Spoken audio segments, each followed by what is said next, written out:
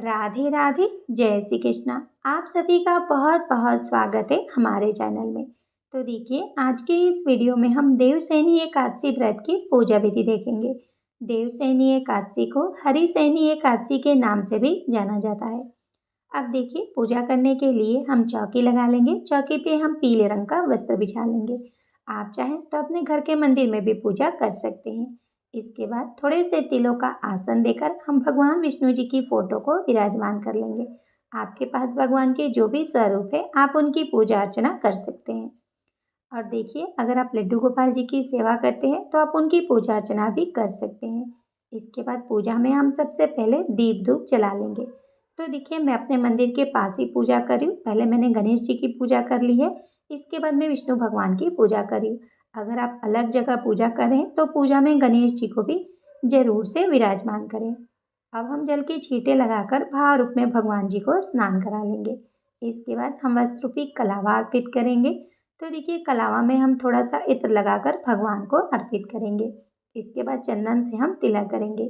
Photo में विराजमान सभी को हम चंदन से तिलक करेंगे। साथ ही हम अपने दीपक की भी पूजा करेंगे। दीपक को भी हम तिलक कर देंगे। अब हम फूल अर्पित करेंगे। तो देखिए, इस एकादशी से भगवान विष्णु जी 4 माह तक क्षीर सागर में शयन करते हैं, इसलिए इस दौरान सभी मांगलिक कार्य बंद हो जाते हैं।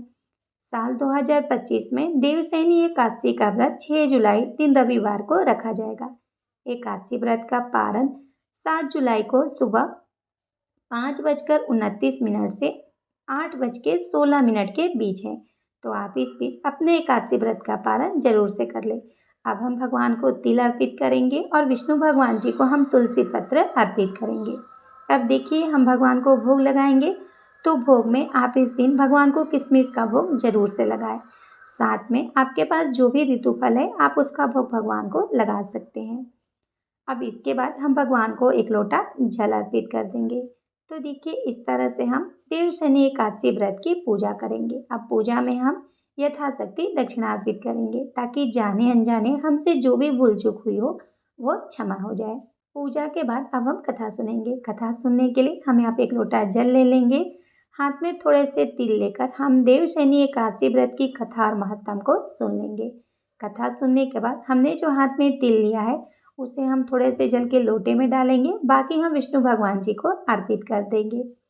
तो देखिए, इस तरह से हम बहुत ही सरल विधि से देवशयनी एकादशी व्रत की पूजा करेंगे। पूजा के बाद अब हम भगवान की आरती करेंगे। तो हम यहाँ पे प्रेम पूर्वक विष्णु भगवान जी की आरती कर लेंगे। आपको भगवान की जो भी आरती आती हो, उसको गाते हुए आप आरती कर सकते हैं। आरती के बाद 2 बार जल को घुमाकर हम आचमनी करेंगे और अपनी पूजा को पूर्ण करेंगे। पूजा के बाद हाथ जोड़कर पूजा में हुई भूल चूक के लिए हम भगवान से क्षमा याचना करेंगे और अपनी मनोकामना पूर्ति के लिए प्रार्थना करेंगे। तो देखिए, आप इस तरह से सरल विधि से पूजा जरूर से करें। पूजा के बाद जल के लोटे से हम सूर्य देवता को अर्घ्य दे देंगे। भोग प्रसाद हम सभी में बांट देंगे। तो आप इस तरह से पूजा जरूर से करें।